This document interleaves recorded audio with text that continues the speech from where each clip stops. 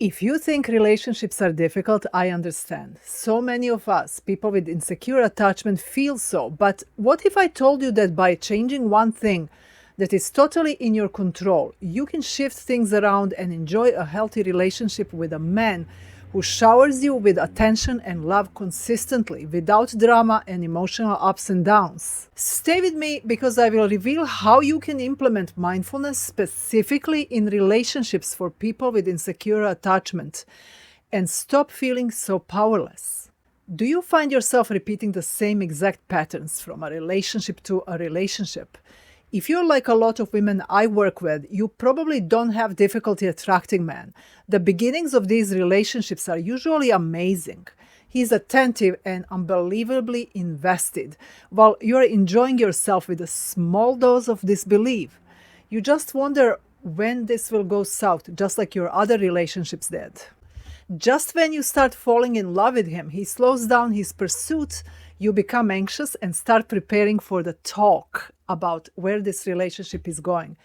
He tells you something like, I like you a lot, but I'm not ready to commit. I'm seeing only you, but let's see where this takes us. These words hit you so hard. It's so disappointing that after everything he said at the beginning, he seems like he's not sure about you. Perhaps you were not so sure about him when you just started, just to find yourself so invested and relying only on hope that maybe this will turn out differently and he will realize how awesome you are. What you do in these moments will change everything. So many women make major mistakes here. By the end of this video, you will learn how to manage these difficult moments and avoid repeating the same patterns. I will give you a tip that will help you convert your arguments from drama to opportunity to connect and build emotional bond with your partner. But we need to understand the mistakes women make and how these mistakes affect them. Instead of mindfully explaining what you are looking for, you just accept his conditions and allow him to keep you in this perpetuating hope against hope state of mind. It's so sucking. Your anxiety grows and you naturally feel resentful. He basically fed your fantasies at the very beginning by pursuing you strongly and perhaps saying things that may mean more than he means. You wind up feeling alone, even when you are supposedly together. From a relationship to a relationship, you feel like you're the only one who is invested while the other party is just floating through while it lasts. You're vivacious, successful, and many people say you're beautiful. There are people saying they can't believe what you see in him, but you keep holding out, running on fumes of the fantasy of how it could be.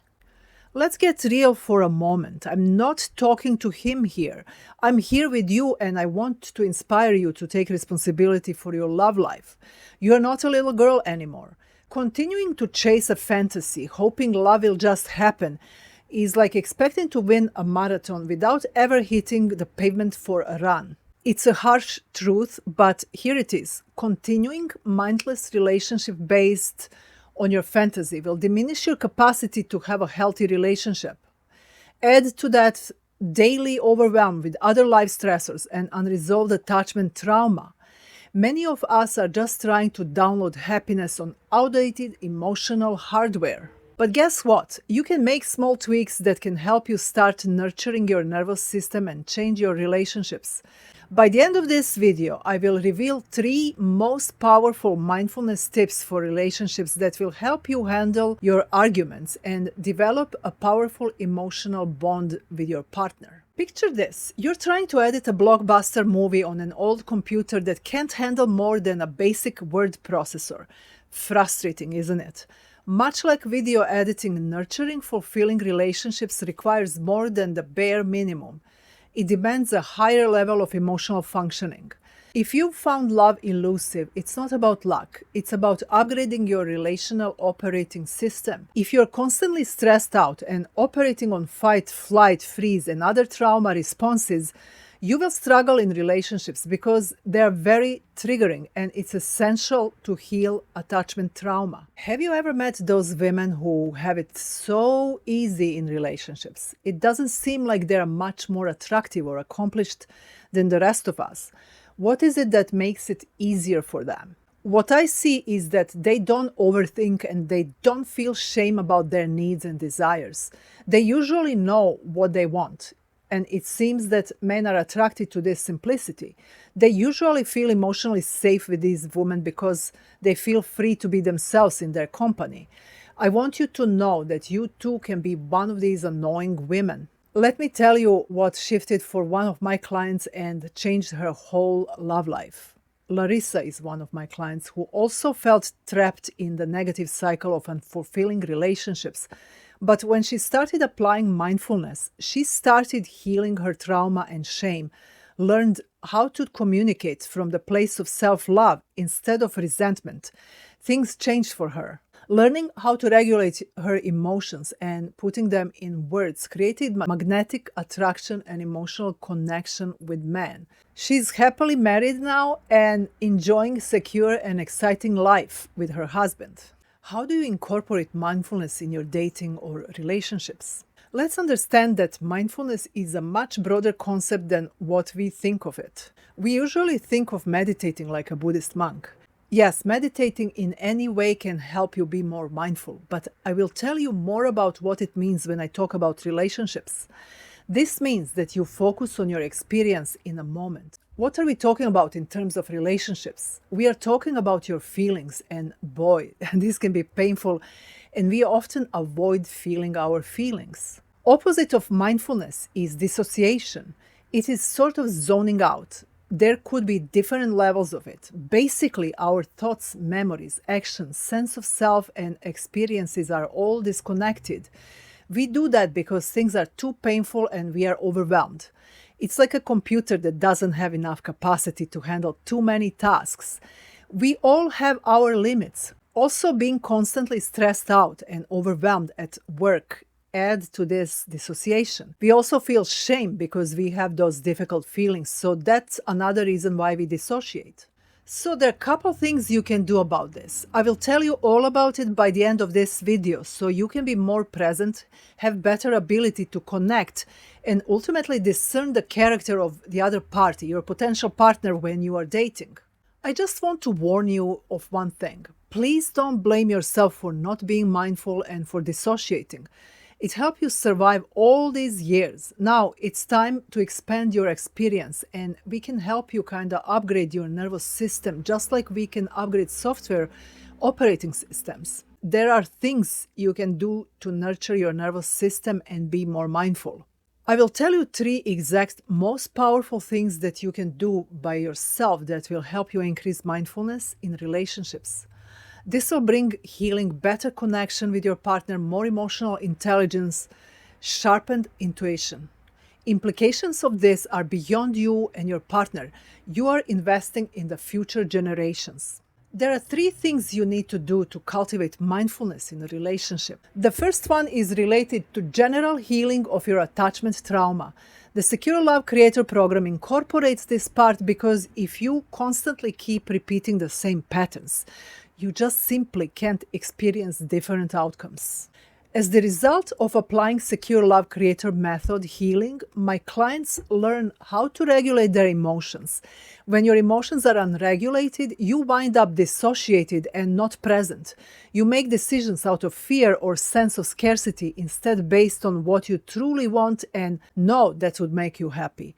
Also, when you don't regulate and process your emotions, your communication is laced by negative emotions and resentment. When my clients use my love-building communication, which is just one of the parts of the Secure Love Creator program, they start expressing their needs, boundaries, and desires from the place of self-love instead of resentment. This is so addictive to men and it projects confidence and high value. They can do this because they heal that part of themselves that internalizes that their needs are too much.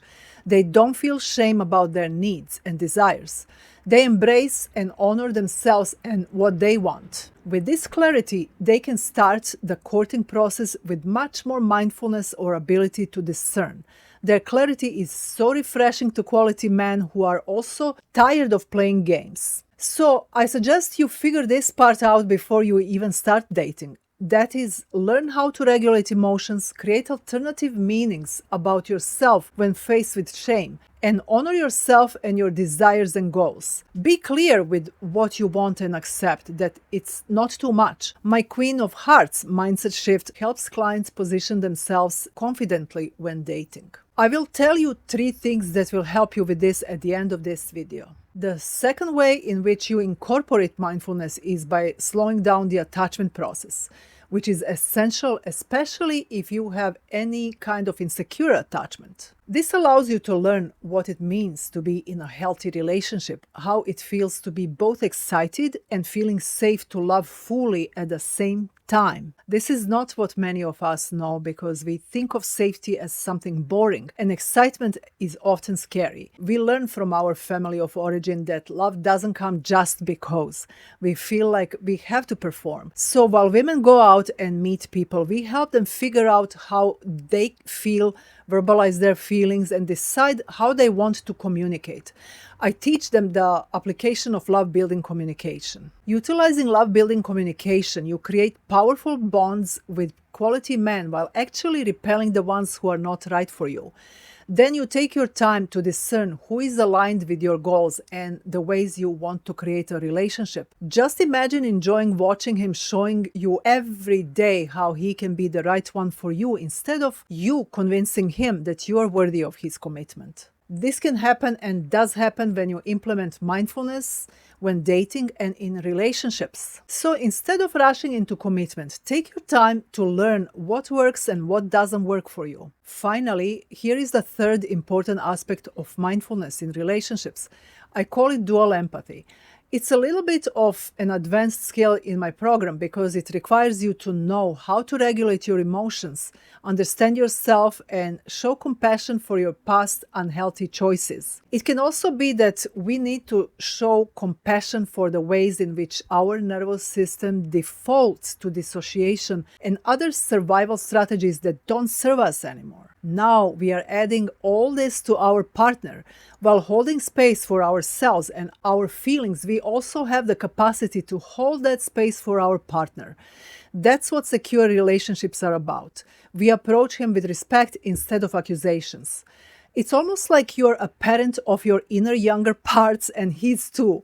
You don't want to take that role in your relationship, but you can imagine it when you are communicating during arguments. Mindfulness allows you to regulate your emotions and address the potential problems and not to default to fight, flight, freeze, or phone responses. I will talk about dual empathy in one of my future videos, but for now, I just want to inspire you to think about it. This ability gives us close to the magic powers, but it requires a deep understanding of man's emotional, spiritual, and other needs in a relationship. This ability allows you to avoid defaulting to feeling like a victim when arguing. The victim mentality will just cause your partner to feel attacked and feel as if you don't appreciate or trust him. You know the good old question, if I'm so horrible, why are you with me? Dual empathy allows you to continue healing and use your arguments for even deeper connection with your partner. In addition, if you are dating, this skill allows you to scope someone out and sort of feel him. Stay with me because I will reveal 3 things you can do to nurture mindfulness, especially for relationships for high-achieving women. I will give you 3 things that can make a huge difference and allow you to nurture these 3 aspects of mindfulness. Now you're at the crossroads. Will you stick with repeating those exhausting patterns of relying on your fantasy and old wives' tales of how relationships work? Or will you choose the path of mindfulness and build relationships grounded in reality, emotional depth, and true connection? Here are the 3 things you can start doing to increase mindfulness in your relationship now. So one of the most important aspects of mindfulness is being able to integrate or connect different parts of your experience. They are compartmentalized because, as I said, we dissociate and use this strategy to make things work, like in school, business, work. I will give you a tip that will affect not only your relationships, but also other aspects of life. You will be more in your body and you will be able to enjoy daily experiences in life. This is especially important for women who are high achieving and work with their minds mostly. You may also be prone to use intellectualization or focusing only only on logic and reasoning to avoid feeling painful emotions. This is relying on the left brain hemisphere. We often say that these people are all in their heads and not in their bodies. They struggle understanding themselves and feeling their feelings. This causes you to have limited bandwidth for relationships. If you want to be more present, have more bandwidth for relationships, you should do some activities that involve the right brain hemisphere. These are activities that involve creativity, doing something with your hands, your body. For instance, arts, crafts, dance, yoga. The key is to slow down and focus on that particular activity. This will help you drop in your body and be more present, have more ability to connect to your partner. Ready to hear the second tip that will help you become less anxious in relationships and life in general? The second tip is essential for your overall health and ability to create a healthy relationship. Let's face it, daily stress diminishes your energy, and as we said, relationships require you to be more present. Let's understand something. They're not supposed to be draining, just the opposite. They are very energizing, but they require finer attunement, which can happen only when you are mindful. So you need to find a way to recharge your batteries. This can be in the form of doing some activities that you love, like some of these physical or artistic activities.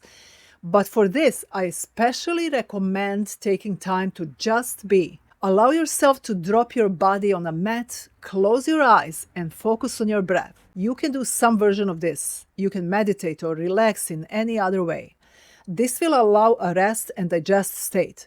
We usually drive ourselves to be constantly in emergency mode, which is usually taxing the sympathetic nervous system. This further has important implications on your emotional intelligence and ability to be in relationships. When you do this, you can be more relaxed and see what unravels instead of managing and overfunctioning. This overfunctioning is what causes a lot of high-achieving women to struggle with keeping quality men in relationships. Ready to hear the most important mindfulness-based tip for handling arguments? If you're triggered and your emotions are a mess, you are most likely in a dissociated state. Perhaps you want to yell at your partner, which is a fight response, or you just want to end the relationship, which is a flight response. These extreme responses are most likely an accumulation of multiple events from multiple relationships, including your own family of origin. What I recommend here is taking your time to process your emotions. Figure out what you're feeling, what event caused you to feel so frustrated, and ask yourself, is this event so drastic that it warrants this level of frustration? The event is usually not so drastic, but it may be a bunch of these events, like if your partner flakes all the time. It's understandable to get that angry, but the solution isn't to unleash that anger at him. Let's face it, we are really deep down angry at ourselves for allowing this kind of treatment too many times. I always recommend taking your time. Tell your partner that you need 2 hours, 2 days, 2 weeks to figure this out. This is about you. Give him the exact time period and tell him that you will be back at that time. This way you don't ruin the bond between you two.